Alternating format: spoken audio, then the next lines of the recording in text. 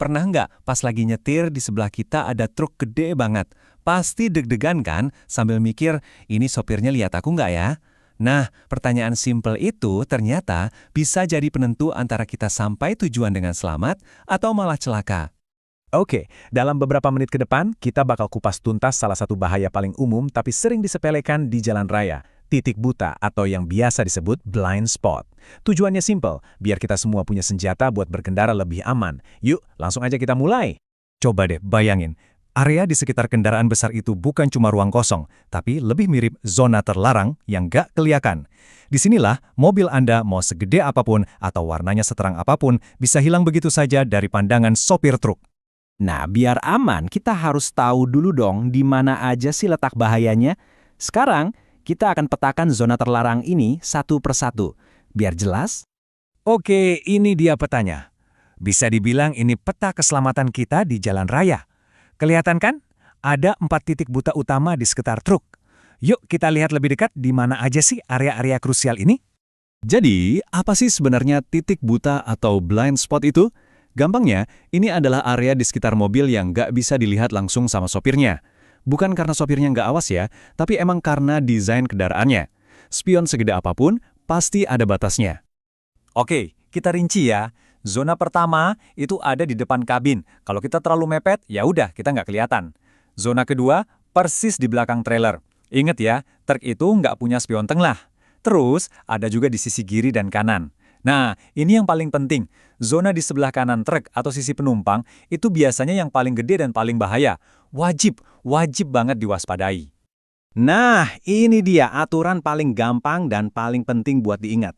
Patokannya gini aja, kalau Anda nggak bisa lihat spion truk, itu artinya supirnya juga nggak bisa lihat Anda.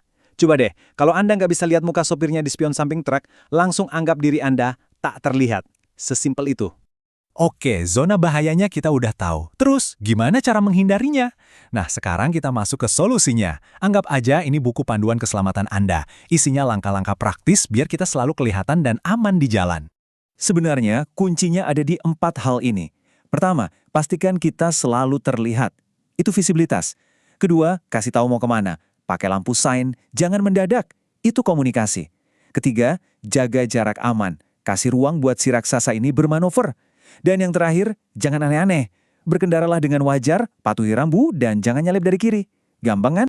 Nah, ini nih kebiasaan yang sering banget dispelekin. Cuma ngandelin spion. Spion itu penting, tapi nggak cukup. Kita wajib lakukan yang namanya shoulder check, yaitu noleh sedikit buat mastiin area di samping kita benar-benar kosong. Gerakan simpel ini bisa jadi pembeda antara pindah jalur dengan aman atau, ya, tahu sendiri kan. Coba perhatikan gambar ini deh. Jelas banget bedanya kan? Menyalip dari kanan, kayak mobil biru itu prosedur yang benar, aman.